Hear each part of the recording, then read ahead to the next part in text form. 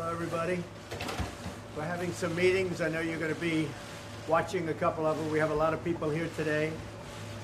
A lot of subjects under discussion, including Venezuela, including, of course, North Korea and other things. And I think we're making tremendous headway.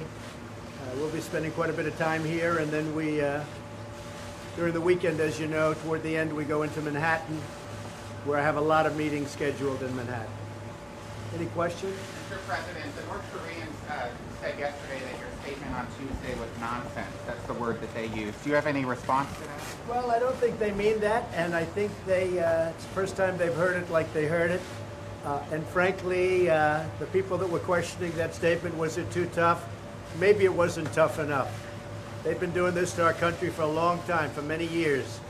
And it's about time that somebody stuck up for the people of this country and for the people of other countries. So, if anything, maybe that statement wasn't tough enough.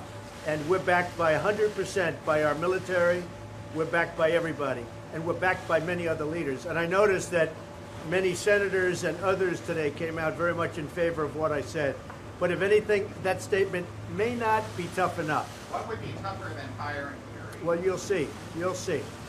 Mr. President, is one of the options being considered a preemptive strike or strike? We don't talk about that. I never do. I'm not like the other administration that would say we're going into Mosul in 4 months. I don't talk about it. We'll see what happens.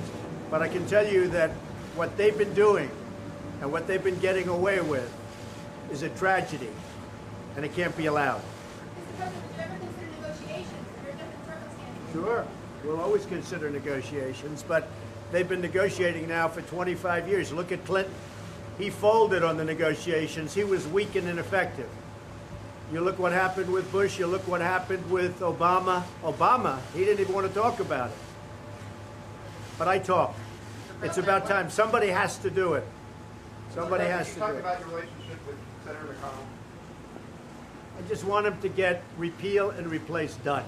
I've been hearing repeal and replace now for 7 years, but I've only been doing this for 2 years, and I've really only been doing this for 6 months, but I've been running.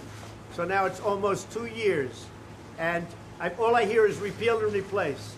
And then I get there, and I said, where's the bill? I want to sign it, first day. And they don't have it. And they passed repeal and replace, but they never had a president, frankly, or a Senate that was going to do it, but they never had a president, so it didn't matter. So I say very simply, where is repeal and replace? Now I want tax reform and tax cuts. We're going to reduce taxes for the people. We pay more tax than anybody in the world, and we're going to reduce taxes. So I say tax cuts, tax reform, and I want a very big infrastructure bill where we're working on that very hard already, and we can do that. And we may even get bipartisan on infrastructure, but we want to have it.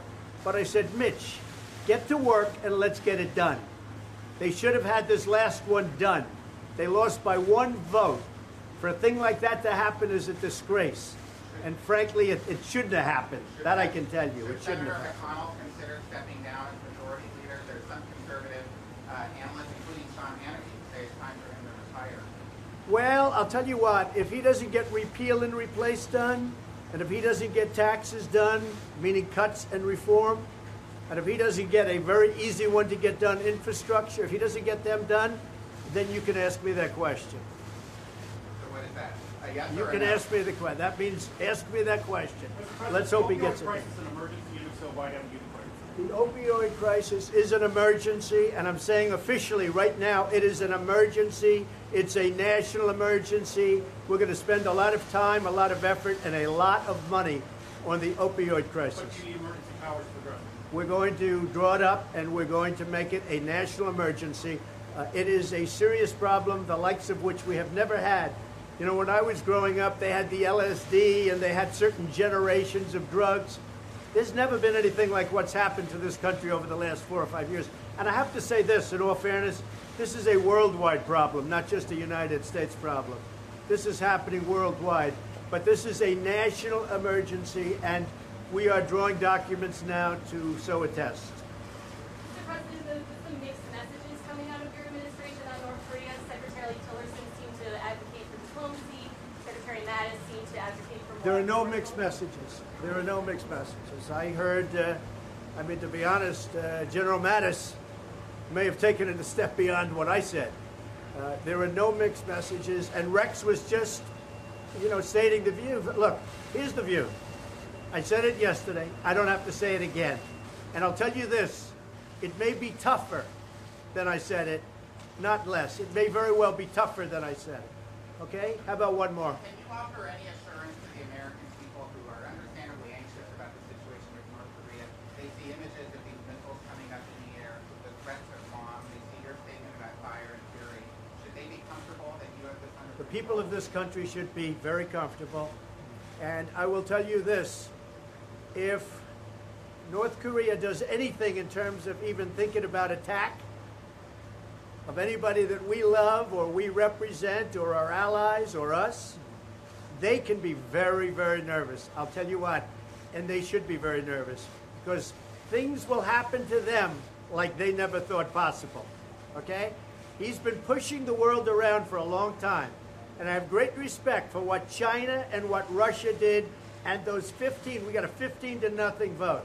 I have great respect for China and Russia, what they did on sanctions. I believe that will have an effect. I don't think it will have the kind of effect, even though we were the ones that got it. And Nikki Haley did a great job.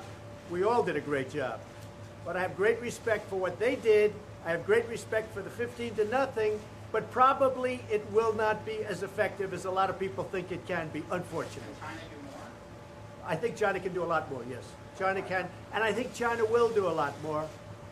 Look, we have trade with China. We lose hundreds of billions of dollars a year on trade with China. They know how I feel. It's not going to continue like that. But if China helps us, I feel a lot differently toward trade. A lot differently toward trade. So we will I think, the people of our country are safe, our allies are safe, and I will tell you this, North Korea better get their act together or they're going to be in trouble like few nations ever have been in trouble in this world. Okay? Thank you very much. We're going down to the other side and we're going to take a few more questions. Okay? Thank you. Thank you.